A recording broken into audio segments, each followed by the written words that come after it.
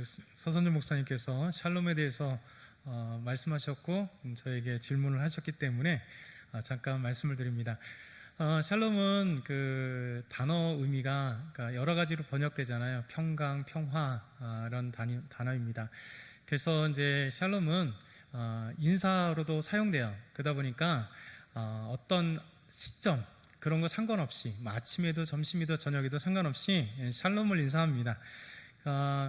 다른 상황에 우리들 단어하고 비슷하죠. 그러니까 안녕하세요 이렇게 인사하잖아요. 샬롬 이렇게 인사하는 거예요. 좋은 아침입니다. 보켈 토브 했고, 보켈이 이제 아침이니까 보켈 토브 좋은 아침입니다. 밤 같으면 보켈 그러니까 라일라 토브 이렇게 라일라가 이제 밤이에요. 그래서 라일라 토브 좋은 밤입니다. 이렇게 얘기를 합니다. 근데 이제 그 이스라엘의 사람들이 샬롬 하면 이스라엘 사람들이 사실은 그렇게 막 이렇게 되게 반가워하지 않아요. 왜냐하면 지금도 이스라엘 사람들은 저희들이 이방인. 그래서 가급적이면 성지순례 안 오기를 원하고 가급적이면 이스라엘 땅에서 나가기를 원해요. 그러다 보니까 되게 반가워하시는 분들도 있지만 되게 무뚝뚝합니다. 그리고 아주 불친절해요.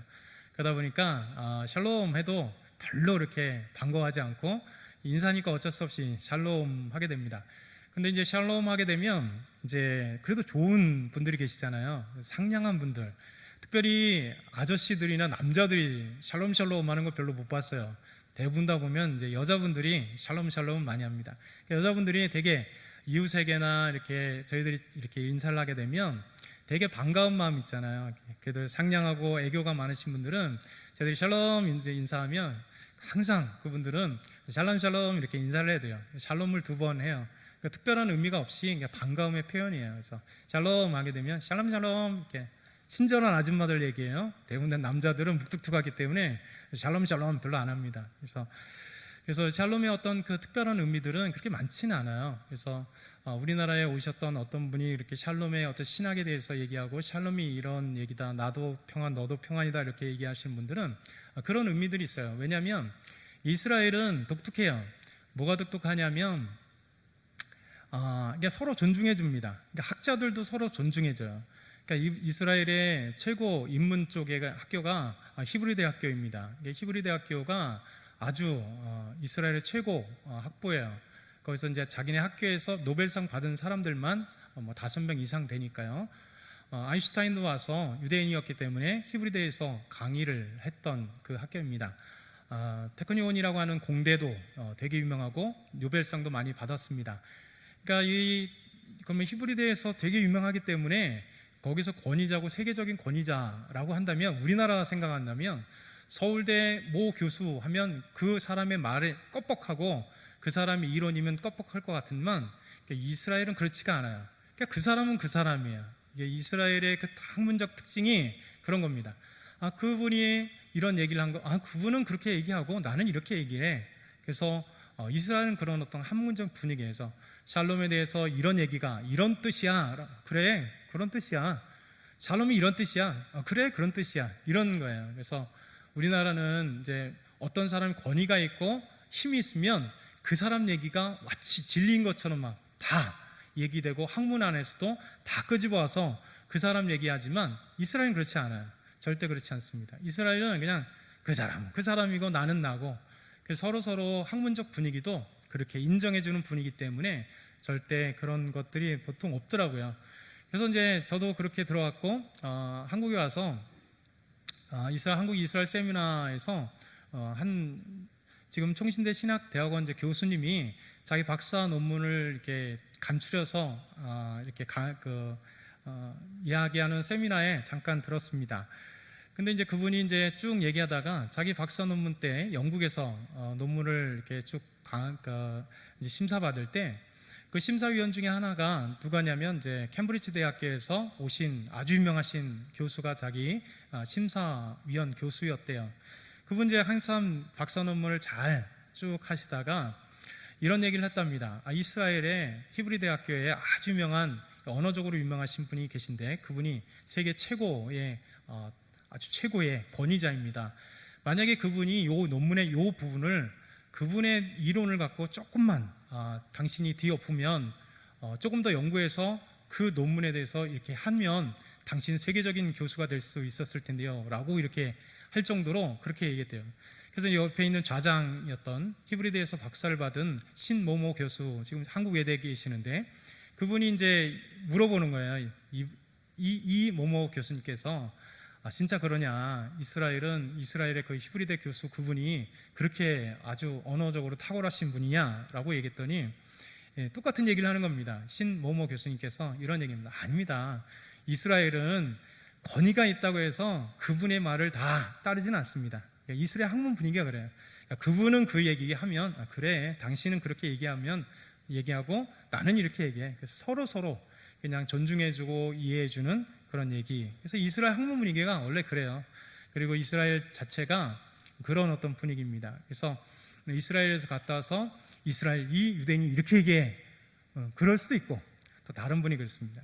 그래서 이제 목사님 말씀을 듣고 저도 이제 다시 한번 확인하기 위해서 저하고 친한 그 친구가 이스라엘에 있을 때, 그때 이제 고등학생이었었는데 지금은 이제 벌써 30살이 돼 버렸어요.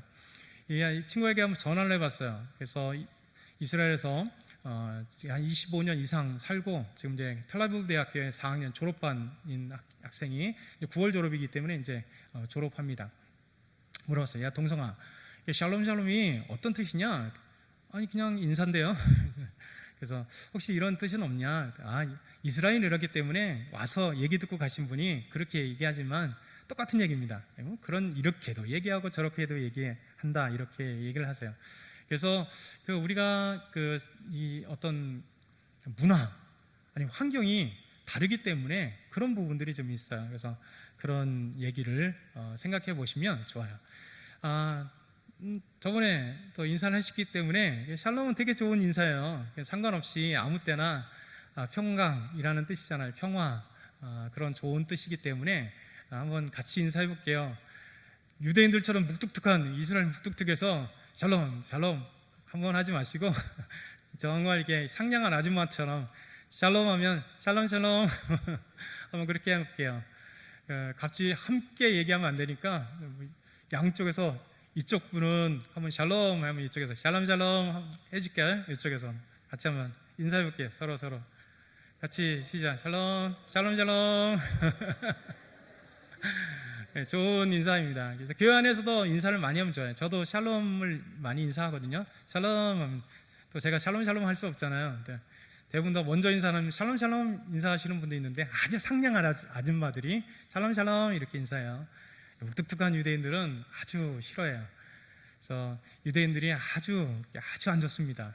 우리가 생각하는 성경이 이스라엘 백성들 얘기하지만 유대인들이 이방인들을 보는 눈은 아주 안 좋아요. 그래서 한국인들 몰라요.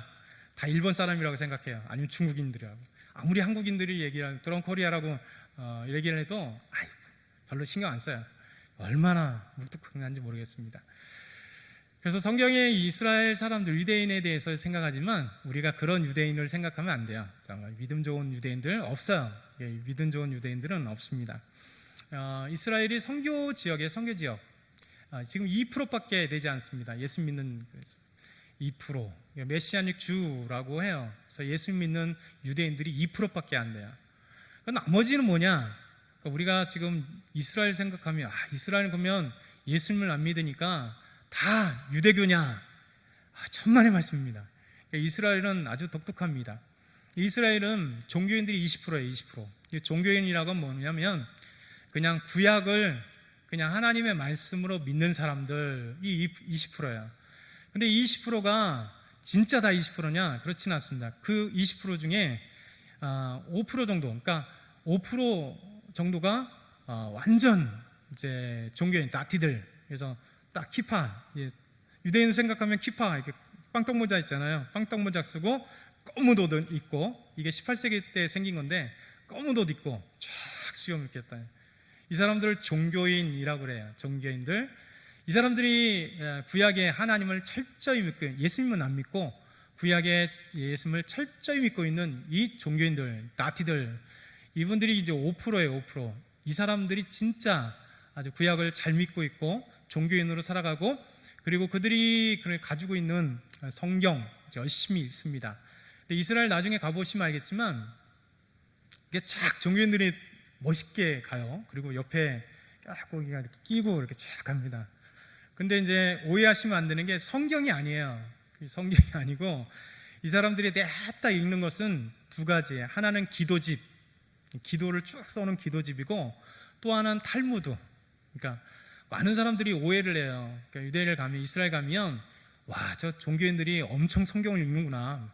왜냐하면 웨스턴월, 그러니까 성경 안에서 탁 펴놓고 성경 이렇게 읽거든요. 이게 다 뭐냐면 기도집이에요. 이게 성경이 아니고, 그리고 가서 새벽마다 이렇게 또 모여서 또 이렇게 읽어요. 또 성경이 아니에요. 구약 성경이 아니에요. 뭐냐면 탈무드를 외우거나 기도집을 보는 거예요. 그러니까 이 종교인이라고 하는 5%도 진짜 예수님을 잘 믿는, 그러니까 하나님을 잘 믿는 그런 종교인들이 별로예요. 술도 잘 먹고요. 그러면 나머지는 뭐냐? 이스라엘 안에도 45%가 세큘라. 그러니까 세큘라라는 뭐냐면 자기는 하나님 안 믿어. 1년에 한 번도 회당에 안 가. 그냥 자기는 그냥 그런 사람들이야.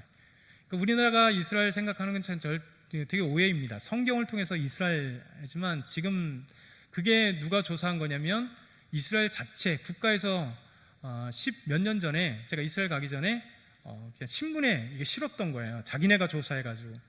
45%가 세큘라예요.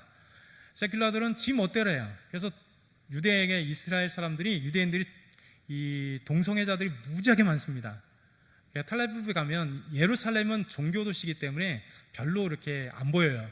근데 텔아비브 가면, 행정도시, 행정 수도인 텔아비브를 가면 막 엄청나게 많고, 주변 해변에 가면 동성애 축제가 아주 활발하게 이루어지면서 아주 지저분한 그런 관계들을 갖는 게 이스라엘이에요. 그래서 현대 이스라엘은 우리가 성경에 보는 이스라엘과 개념이 좀 달라요.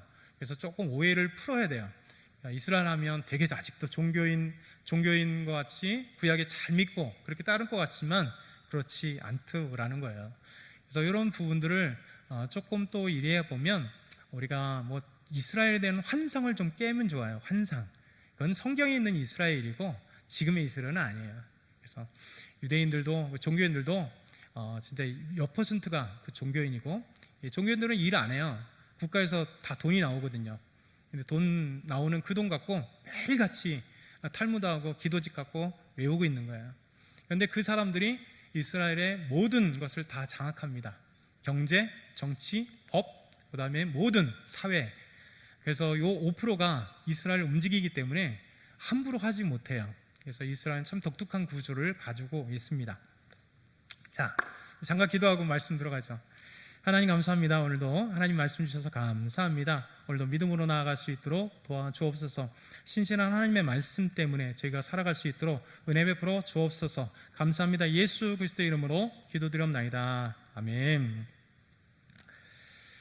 제가 서울의 방배동에서 사역을 잠깐 했었습니다. 한 교회에서 사역을 했는데 이 교회가 문제가 있었어요. 그러니까 제가 가서 인사하는 그날 문제가 터져서 5개월 만에 문제가 해결됐어요. 그러니까 담임 목사님 면직을 당하셨어요. 그러면서 이제 교회가 2주 정도 예배를 드리지 않는, 왜 안 드렸을까요? 싸웠기 때문에. 그냥 계속해서 교회 예배 드리기 전부터 예배까지 싸웠기 때문에 예배 도중에 성가대에서 돌멩이를 갖고 빵빵빵빵 치고 난리가 났었어요. 그런 교회에서 잠깐 사역을 했습니다. 그러니까 정말 예배드리지 않는 그 주에 제가 오후에 설교했어요. 담임 목사님 설교하지 못했기 때문에 부목사들이 설교를 하게 됐습니다. 그래서 설교를 하게 됐고 가슴이 정말 답답한 마음으로 설교를 하게 됐습니다. 왜냐하면 주일 1, 2부 예배가 드려지지 않았기 때문에, 싸우느냐고 드려지지 않았기 때문에 목회자로서 너무 가슴이 아팠어요. 그래서 오후 예배 설교 가운데 정말 울분을 토하면서 설교를 했습니다. 예수님의 사랑에 대해서 얘기를 했죠. 그러면서 공의를 얘기했어요. 그래서 그분들에게 뭔 얘기를 했냐면, 여러분들 오늘 요 앞에 있는 이 장의자, 그것을 우리 교회의 역사 박물관, 나중에 기회 되면 역사 박물관을 만드십시오. 그리고 요 부서진 의자들을 그대로 거기다가 전시해놓고 우리 교회 싸움의 그 역사 흔적을 바라보면서 나중에 여러분 하나님 앞에 회개하고 또 예수 그리스도의 사랑을 여러분이 아시면서 성도들이 서로 사랑했으면 좋겠습니다. 이렇게 얘기했어요. 왜냐면 그 교회가 특이하게 오전에는 엄청나게 싸웠는데 점심 때는 화해해요. 같이 맛있게 점심을 같이 드세요, 한 곳에서. 그리고 오후 예배 때는 언제 싸웠냐는 듯이 동일하게 앉아갖고 화기애애하게 예배를 드려요. 저는 그 모습 보고 충격을 먹었습니다. 싸우려면 끝까지 싸우든지 아니면 화해하려면 끝까지 화해해야 되는데, 오전 예배 때는 울고듣고 싸우는데 신기하고 점심 같이 먹고, 그리고 오후 예배는 함께 즐겁게 예배 드리고, 그래서 제가 이제 엄청난 그 아픔 속에 이제 예배를 드렸어요. 말씀을 전하고. 그리고 이제 그 다음날 새벽에 일주일 새벽 1부, 2부가 있기 때문에 1부 드리고 2부도 인도하면서 정말 가슴 아픈 마음으로 이제 설교를 하고 이제 기도를 했어요. 한참 기도를 하는데 저희 교회는 이제 그 당시에 앞에 큰 십자가가 있었고 나무로 된 큰 십자가 있고 그 나무 주변에 이제 그 형광등이 쫙 비춰지는 그런 십자가가 있었습니다. 근데 간체 기도하는데 앞에서 이제 기도하는데요. 갑자기 환한 비둘기가, 그러니까 CG로 한 것 같이 컴퓨터 그래프로 한 것 같은 그런 어마어마한 비둘기가 환하면서 앞에 십자가 전체를 덮는 거예요. 그래서 쫙 내려오는 겁니다. 그래서 제가 깜짝 놀래가지고 이제 깼어요. 꿈을 꿨는지 제가 잠자다가 기도하다 잠잤는지 모르겠지만 깜짝 놀라서 깼어요. 이게 뭐지? 그러고 나서 다시 또 기도를 했습니다. 한참 기도하는데 이번에는 이 강대상 앞에, 똑같은 강대상이잖아요. 강대상 앞에서 하얀, 너무 전체가 어마어마하게 환한데 하얀 백합화가 쫙 올라왔어요. 엄청 큰 백합이 올라왔어요. 그러다 기도하다가 또 이제 깜짝 놀라서 깨고 그 다음에 이제 집에 사택으로 돌아갔습니다. 그리고 한 달 정도 후에 놀라운 일이 있어요. 아내가 뭔가 좀 이상하다라고 해서 아내가 어린이집 끝나고 나서 그 가까운 그 산부인과에 가서 이제 저도 이제 오라고 해서 갔더니 약 한 달 정도 지났는데 의사가 임신을 했다 이렇게 얘기를 하더라고요. 그 사건이 일어난 지 한 달 후에입니다. 그러니까 한 달이 후에 임신을 하게 된 거예요. 그러니까 6년 만에 임신을 하게 된 거죠. 그리고 7년째 첫 딸이 태어났습니다. 그때 너무나 기쁘잖아요. 6년 동안 아이가 없었고 이제 6년째 아이가 갖게 되고 이제 그 다음에 1월 달에 7년째, 이제 결혼 7년째 아이가 태어났기 때문에 출생 신고를 하려고 하니까 아이 이름을 아직 정놓지 않았어요. 어떤 이름을 지을까? 미리 아빠가 이제 전화 써야 되는데 제가 짓지를 못했어요. 그래서 어떻게 할까 했더니 이 아이가 진짜 그 교회 어려운 가운데서도 하나님의 은혜를 주시면서 생겨난 아이잖아요. 그래서 뭐를 할까 생각하다가 하나님의 은혜를 본 아이다 이렇게 생각해서 보일시, 그러니까 봤다, 그리고 은혜 은자, 그러니까 하나님의 은혜를 그때 하얀 비둘기가 내려왔던, 그리고 백합화가 올라왔던 그 하나님의 은혜를 과거형으로 본 아이, 벌써 이제 또 지났으니까 본 아이, 그리고 이제 현재형으로 하나님의 은혜를 보는 아이, 그리고 미래형으로 앞으로 하나님의 은혜를 봐야 될 거잖아요. 그러니까 하나님의 은혜를 보는 아이, 이런 의미를 가지고 보일 시자 은혜 은자, 그래서 시은이라고 제가 첫 딸의 이름을 졌어요. 순식간에 생각한 거예요. 그래서 이 아이를 한시은이라고 이제 호적에 등록을 해놓고 그렇게 씁니다. 얼마나 기쁜 거예요. 참 하나님의 은혜죠. 근데 이게 성경에 보면 이 아이에 관련된, 잉태에 관련된 이야기들이 참 많습니다. 특별히 이제 오래도록 아이가 생기지 않았다가 아이가 생긴 그런 구우들이 참 많죠. 여러분 대표적으로 누굴까요? 우리가 잘 아는 아브라함과 사라죠. 100세에 아이를 낳았어요. 그러니까 하란에서 75세에 가니까, 그러니까 우리에서 정확하게 몇 세에 떠난지 모르겠지만 적어도 하나님이 약속했는데 25년이라고 하는 어마어마한, 그것도 100세라고 하는, 인간적으로는 아기가 태어날 수 없는 상황, 그렇죠? 그럼에도 불구하고 아내가 90세인데 모든 생리가 끊어졌음에도 불구하고 하나님의 기적과 같은 역사로 아이를 주었어요. 또 누굴까요? 그 다음 아브라함의 아들도 그래요. 신기했습니다. 여러분 잘 모르시죠? 예전에 새벽에 잠깐 언급한 적이 있는데 아브라함의 아들이 누굴까요? 이삭이죠. 이삭이 몇 세에 결혼했을까요? 아이들 같은 그런 퀴즈인데요. 몇 세? 그러니까 속으로 한번 생각해 보세요. 20세 손을 들어보시죠. 자, 30세 손을 들어보세요. 자, 40세. 아이고, 들으신 분이 있어요? 속으로 들으라는데 자신 있다고 이렇게 그만큼 들었어요. 두 분이 들었습니다. 이삭은 40세에 리브가와 결혼을 했어요. 근데 그러면 여러분 이삭의 자녀, 이삭과 리브가의 자녀가 누굴까요? 2명, 쌍둥이가 태어나는데요. 누굴까요? 자, 그리고 몇 살에 나왔을까요? 성경 말씀 창세기 25장 26절 궁금하니까 한번 볼게요. 창세기 25장 26절 우리 집사님 띄워주시죠.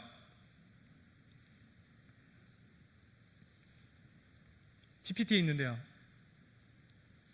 그러면 제가 읽어드릴게요. 같이 읽겠습니다. 준비 시작. 후에 나온 아우는 손으로 에서의 발꿈치를 잡았으므로 그 이름을 야곱이라 하였으며 리브가가 그들을 낳을 때 이삭이 60세였. 와, 놀랍죠? 40세에 결혼했는데 첫 아이가 몇 세요? 60세에. 와, 정말 대단한 이삭입니다. 이게 20년 동안 아이가 없었다는 거예요. 참 오랜 시간 동안 아이가 없었다는 거죠. 그러니까 아버지도 올해 나이 많아서 이삭을 낳았는데 이삭도 40세, 지금 4,000년 전이니까요. 40세는 지금의 40세가 아닙니다. 노충각 중에 어마어마한 노충각. 그냥 진짜 아브라함이 또 사라가 우리 아들은 늦게 낳는데 이 아이는 결혼을 못할 것 같아. 이 아이는 그냥 평생 이렇게 살 것 같아. 할 만한 그런 나이예요. 지금으로 하면 뭐 60세, 70세 정도 됐겠죠. 그런 신체 나이 같은. 근데 40세에 결혼한 이삭이 60세에 첫 아이를 쌍둥이를 낳은 거예요. 성경이 이렇게 오랜 시간 때로는 아이가 없어 눈물을 흘리는 그런 분들이 참 많습니다. 아까도 한번 누군가 얘기하시려고 했을 걸까요? 우리 한나 또 엘리사벳, 신약 성경에 보면 사가랴의 아내 엘리사벳, 그들도 너무 나이가 들어서 잉태할 수 없는 나이였음에도 불구하고 하나님의 은혜를 주셨어요. 그러니까 부부라고 하는 것은 사실 가장 슬픈 게 뭘까요? 부부 싸움도 슬프겠지만 정상적인 부부들이 가장 슬픈 게 두 가지예요. 하나는 뭐냐면 아기가 없는 것. 아기 요즘엔 많이 없지만 그래도 옛날 개념을 갖고 있고, 옛날이라면요 성경은 어마어마한, 적어도 최신 성경이 요한계시록이 지금부터 거의 1900년 전 얘기잖아요. 그러니까 2000년 이상에 된 얘기니까 얼마나 오래돼. 그래서 가정에 아이가 없다는 것은 슬픔입니다. 참 아픔이에요. 고통이에요. 너무나 힘든 그런 것들이죠. 근데 더 슬픈 일이 있어요. 뭐냐면 남편의 사랑을 받지 못하는 아내. 부부가 있는 사랑해야 되는데 남편에게 사랑받지 못하는 아내. 그 이야기가 오늘 본문의 이야기예요. 여러분, 레아가 첫 번째는 세상에서 가장 슬픈 여인이 레아예요. 저는 하갈의 스토리, 하갈의 이야기를 정말 좋아합니다. 그러면서 참 하나님의 은혜다라는 생각을 들어요. 또 하나의 스토리를 참 좋아하는 게 뭐냐면 레아 이야기입니다. 레아가 참으로 슬픈 여인입니다. 창세기 29장 17절을 보면 이런 말씀이 있어요. 같이 한번 읽어볼까요? 시작. 레아는 시력이 약하고 라헬은 곱고 아름다워. 자매예요. 근데 상반된 이야기 있습니다. 여러분, 자매가 때로는 그런, 요즘도 그러고잖아요. 자매 중에 예쁜 자매가 있잖아요. 그리고 자매 중에 조금 예쁘지 못한 자매가 서로 볼 때 있어요. 여러분, 라헬과 레아는 자매예요. 완전 자매입니다. 근데 성경을 뭐라고 표현하냐면 레아는 시력이 약하다. 근데 라헬은 어때요? 아름답다고 얘기해요. 아리따우니. 그렇게 레아는 그런 자매입니다. 외모적으로 정말 다른 자매예요. 여러분, 시력이 약하다라고 하는 단순하게 이 시력이 약하다는 의미는 아닙니다. 시력이 약하다, 실제 시력이 약하다 그럴 수도 있지만 총기가 없다는 얘기입니다. 총기가 없다, 조금 덜 예쁘다, 이런 얘기로 들으시면 돼요. 그러니까 레아가 시력이 약해요. 시력도 약하고 총기도 약하고 조금 예쁘지도 않아요. 그런데 자기 동생 라헬은 너무 예뻐요. 사람들마다 지나가면 라헬은 쳐다보되 자기는 쳐다보지 않아요. 그렇게 살아왔어요. 어느 날 야곱이 저 먼 곳에서 친척인 야곱이 레아네 집에 왔죠. 근데 야곱이 첫 번째 눈을 봤을 때 분명히 삼촌 집에 왔는데 삼촌에게 두 딸이 있고 그 두 딸 중에 탁 봤는데 레아는 거들떠보지도 않는 거예요. 안 예쁘기 때문에 거들떠보지도 않는 거예요. 이 야곱의 눈에 들어온 자는 누구냐면 아립다운 라헬이 그의 눈에 들어왔습니다. 이 여인과 자기 동생과 사랑에 빠져가지고 이제 이 라헬을 얻기 위해서 7년 동안 무지하게 일을 했습니다. 성경에 보면 이 7년이 얼마나 빨리 갔는지 우리에게 보여주고 있어요. 이 라헬을 얻기 위해서 삼촌에게 자기가 7년 동안 일하겠다. 삼촌이 그렇게 이야기하죠. 창세기 29장 18절 한번 같이 읽어볼까요? 준비 시작. 야곱이 라헬을 더 사랑함으로 대답하되 내가 외삼촌의 작은 딸 라헬을 위하여 외삼촌에게 7년을 섬기리다. 7년 동안 일하겠습니다. 돈 한 푼 안 받고 누구를 얻기 위해서? 자기가 사랑하는 라헬을 얻기 위해서.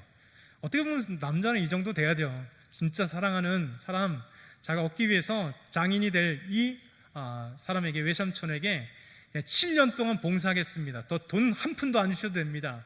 딸만 주시면 됩니다. 이렇게 얘기를 한 거죠. 그래서 그렇게 7년을 섬깁니다. 29장 20절에 보면 며칠같이 지나갔대요. 7년이. 그만큼 라헬을 좋아했던 야곱. 근데 야곱이 드디어 7년이 끝나고 결혼식이 있었습니다. 그리고 결혼식에 이제 피로연이 다 벌어지고 이제 아내 신부는 방에서 기다리고 있는 거예요. 야곱은 너무나 좋았죠. 드디어 7년이라고 하는 긴 시간을 삼촌에게 봉사하고 자기가 사랑하는 라헬을 아내로 맞이는 이 놀라운 날이에요. 여러분 잘 아시듯이 이제 야곱은 신방에 들어갔습니다. 깜깜한 밤 속에 들어갔어요. 근데 어떤 일이 벌어졌냐면 외삼촌이 아주 나쁜 사람이죠. 외삼촌이 레아를 그곳에 데려오는 거예요. 그리고 야곱은 그날 첫낮밤을 치르고 아침에 일어났더니 라헬이 아니라 레아인 거예요. 그래서 열받은 거죠. 화가 난 겁니다. 그래서 삼촌에게 따졌습니다. 그랬더니 우리 지방에서는 첫째가 먼저 시집을 가야 된다. 첫째 빼놓고 둘째가 먼저 시집 가는 경우 없어. 여러분 우리나라도 그러잖아요. 보통 장이 순으로 웬만하면 첫째가 가고 둘째가 가고 셋째 가는 것처럼 4,000년 전이에요. 그러니 첫째가 가지 않으면 못 보내는 거죠. 그러니까 첫째가 간다라고 얘기를 했습니다. 그래서 결국 외삼촌의 또 하나의 제시가 있죠. 그러면 라헬도 너에게 아내를 줄 테니까 7년을 더 봉사해 라고 그렇게 얘기를 했습니다. 그리고 며칠 후에 라헬이 아내로 7년을 이제 봉사하기로 약속하고 그렇게 됐습니다.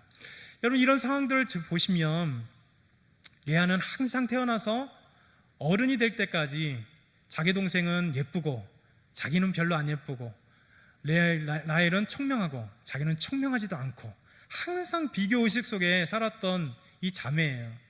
한 남자가 등장했고 그런데 그 남자는 자기 동생, 당연히 예쁜 자기 동생에게 빠졌고 그리고 자기는 잠자리를 같이 했는데 사랑하지도 않았고 그리고 웬 남자와 함께 잠자리를 비록 봐왔지만 그렇게 하게 된 여인입니다. 여러분 생각해 보세요. 자기 아빠에게 얘기하지도 않았어요. 성경엔 얘기했다고 그러지 않았습니다. 라헬 대신에 내가 들어갈게 라고 얘기하지 않았어요. 그러니까 어느 날 갑자기 아빠가 야 라헬이 결혼하는데 오늘 하는데 먼저 네가 신방에 들어가. 여러분 아마 여러분이 그 심정이 돼보시면 어떨까요? 아빠가 갑자기 너무나 7년 동안 잘하는데 자기 동생을 사랑했고 자기 동생을 위해서 7년이나 봉사했고 오늘 자기 동생이 결혼식인데 레아가 뜬금없이 신방에 들어가는 그 마음이 어땠을까요? 뭐 좋을 수도 있겠죠.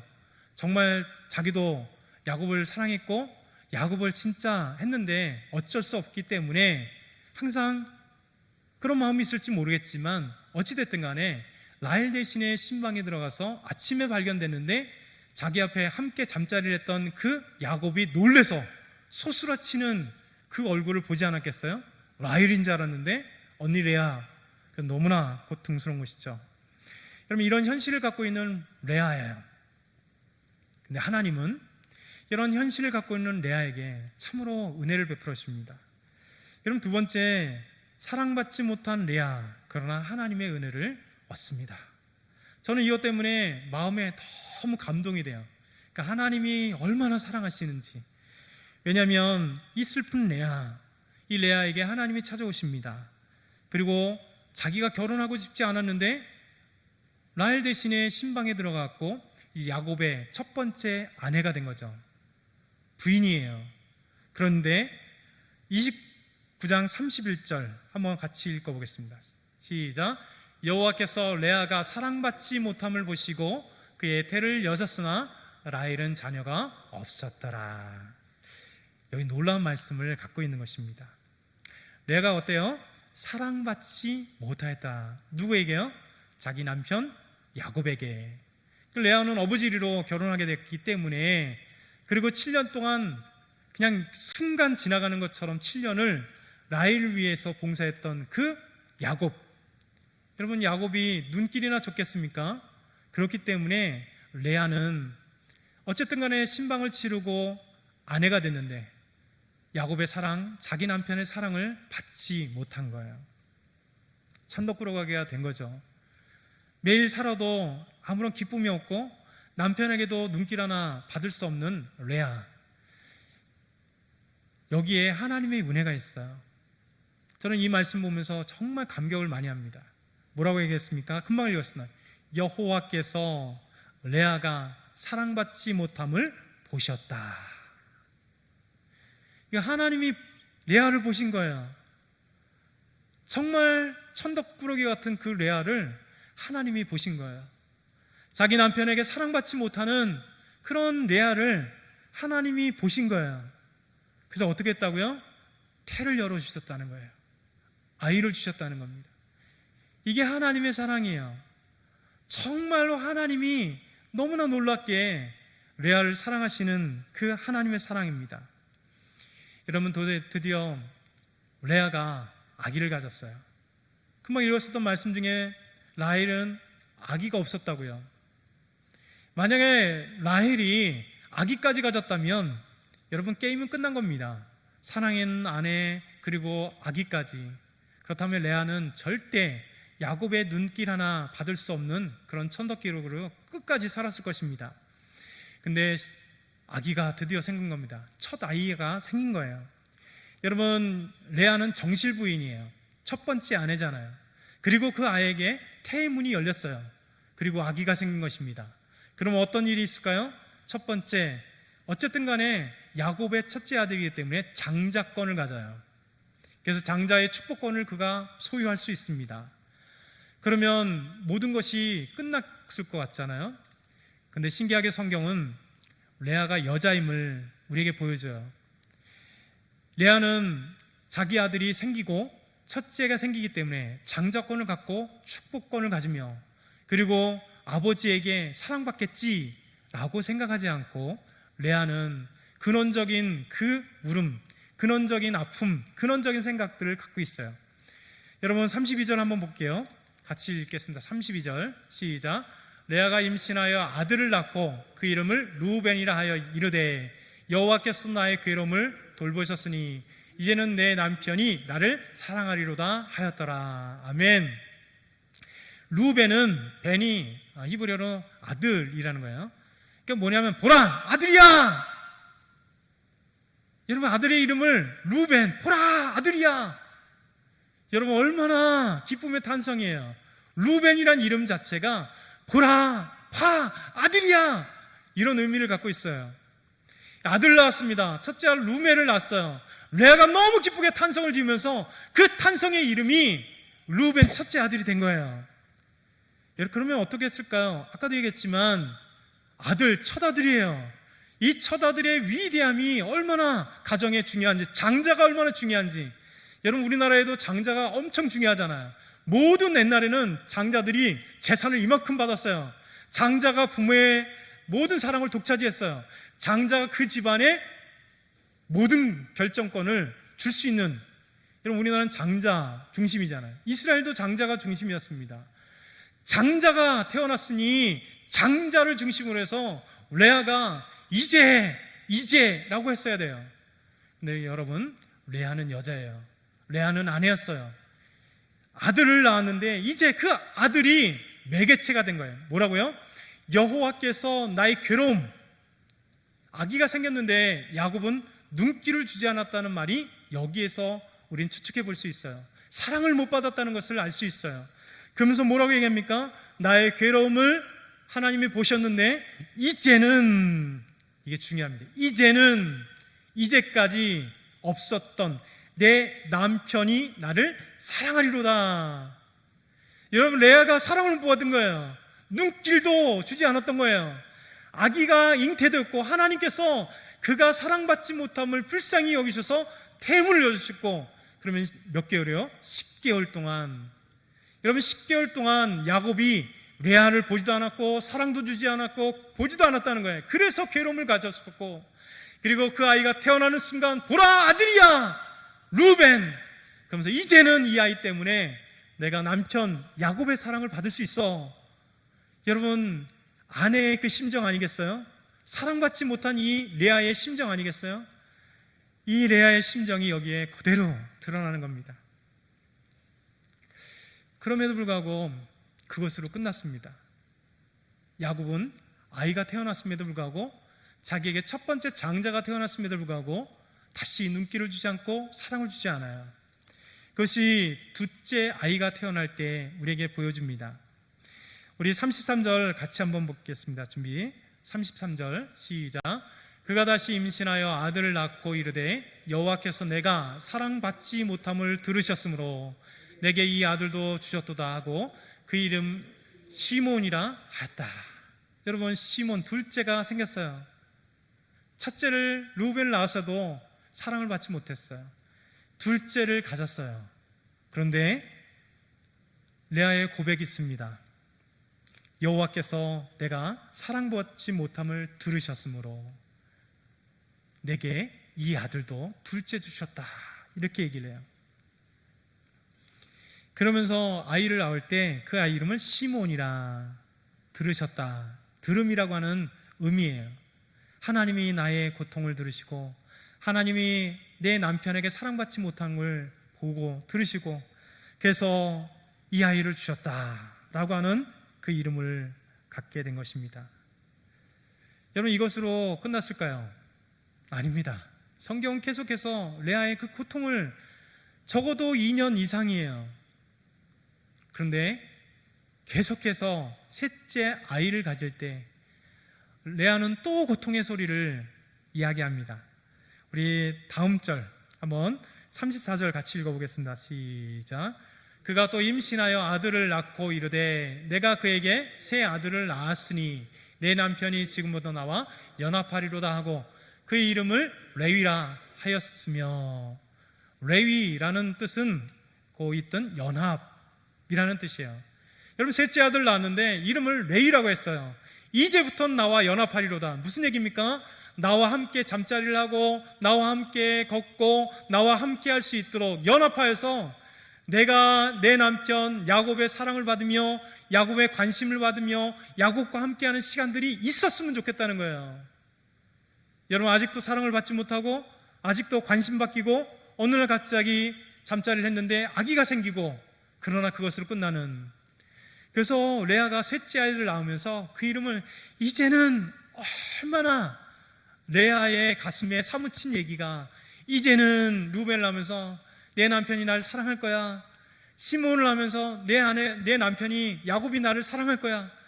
셋째를 낳으면서 레위를 낳으면서 내 남편이 나와 연합할 거야 라고, 그렇게 적어도 3년 이상의 고통스러운 레아의 모습을 우리에게 보여주는 것이죠. 여러분, 이것이 레아의 슬픔입니다.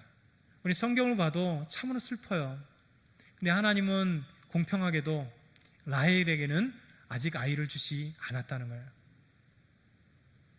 레아의 고통스러운 아이를 잉태하고 뱃속에 10달을 갖고 또 태어나고, 첫째 아이가 태어나도, 둘째 아이가 태어나도, 셋째 아이가 태어나도 그 마음 가운데는 채워지는 것이 하나도 없는 그 슬픔의 여인이 레아예요.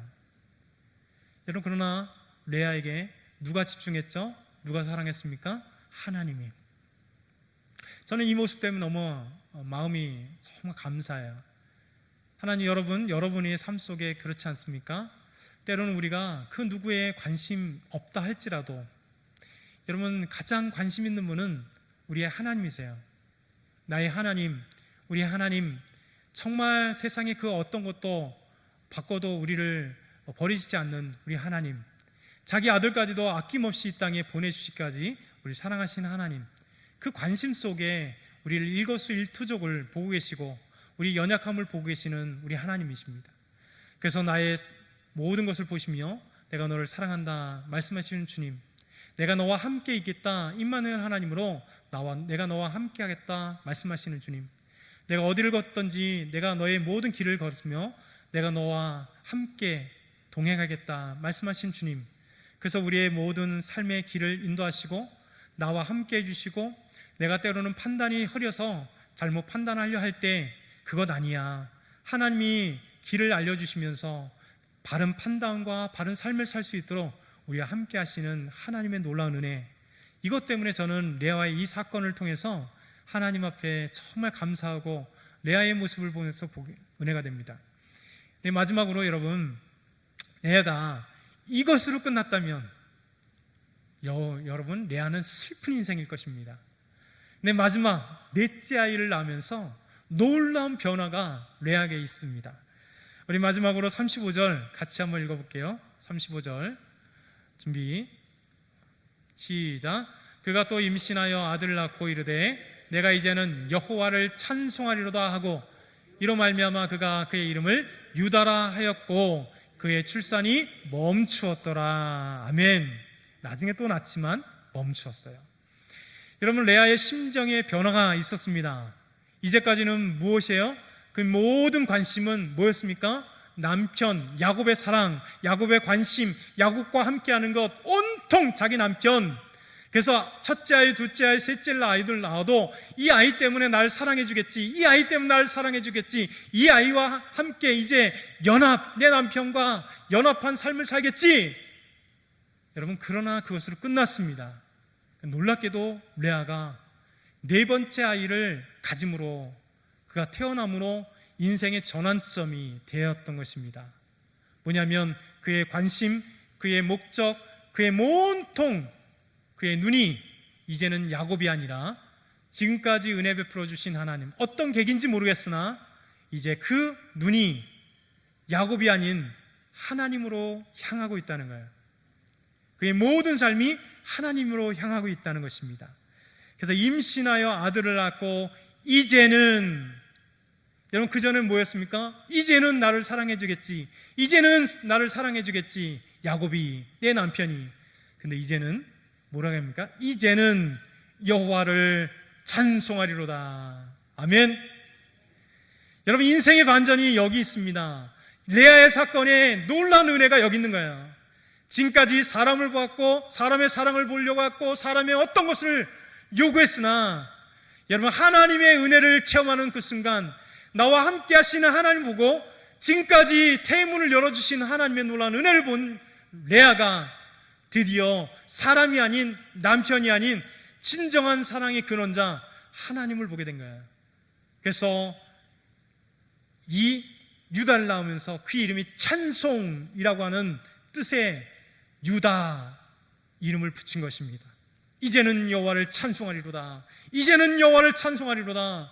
이제 나의 모든 시선은 이제 여호와며 나의 모든 생각의 초점은 여호와며 여호와 하나님께서 함께 하심을 고백하는 그런 여인이 된 거예요.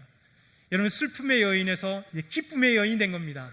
아픔의 여인에서 정말 해방하는 그런 여인 된 거예요. 여러분, 야곱이 눈길 안 줘도 이제는 자유롭습니다.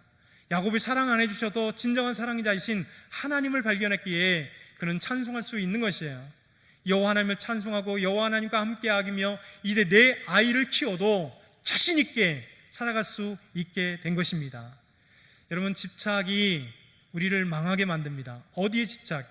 세상의 집착, 돈의 집착, 명예의 집착, 또 다른 사람의 집착, 다른 사람의 칭찬의 집착, 다른 사람의 그 어떤 띄워주는 그것에 집착하게 만듭니다. 여러분, 세상은 다 그거 아닙니까? 여러분, 우리 조금 인정 안 해주면 마음이 상실됩니다. 조금만 욕을 나오면 정치인들도 하염없이 무너지는 거예요. 여러분, 이것이 세상 집착하게 만드는 거예요. 그런데 하나님은요, 세상의 집착이 아니라 하나님을 바라보게 만듭니다. 저 여러분 삶 속에 진짜 집착이 어디에 될까요? 하나님께 있어야 됩니다. 우리의 눈은 하나님께 향해야 되고, 하나님의 그 마음을 알 때 레아처럼 이제 하나님을 찬송하리로다, 유다라 칭할 수 있는 그런 은혜가 있는 것입니다. 여러분, 저와 여러분이 이런 삶의 변화가 있기를 소망합니다. 여러분이 세상의 집착이 아니라 하나님께 눈을 향하고 하나님의 사랑을 보고, 여러분, 하나님은 한 번도 우리를 떠난 적이 없어요. 하나님은 우리를 외면한 적이 없습니다. 단지 우리가 하나님을 보지 못했고 하나님의 사랑을 우리가 경험하지 못했다라고 고백할 뿐, 하나님은 끊임없이 우리와 함께 했기 때문에 우리의 모든 삶이 하나님의 은혜요, 모든 삶이 하나님의 사랑이요, 모든 삶이 하나님이 인도하셨음을 우리는 고백하셔야 됩니다. 그래서 저와 여러분이 오늘 이 말씀을 기억하시면서 레아와 같이 나중에 궁극적으로 하나님을 찬양하는 저와 여러분이 다 되길 축원합니다. 하나님 감사합니다. 오늘 말씀을 주셔서 감사합니다. 레아처럼 유다를 낳을 때 하나님을 찬양한 레아처럼 저희들이 세상의 눈이 아닌 하나님께로 향하는, 하나님께로 모든 마음을 정하는, 그래서 하나님의 사랑과 하나님의 은혜를 경험하며 찬양하는 저희 모두가 되게 하여 주옵소서. 감사합니다. 예수 그리스도의 이름으로 기도드렸나이다. 아멘.